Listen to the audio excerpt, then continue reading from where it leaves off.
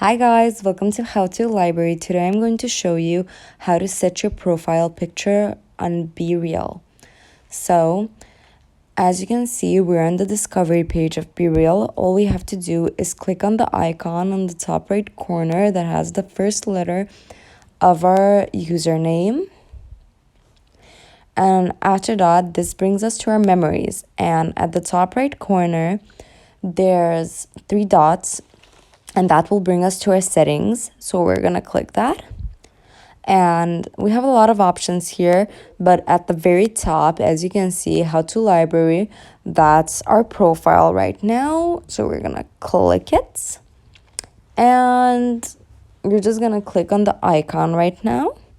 And you have options: use today's BeReal, photo library, or camera. We're gonna click photo library.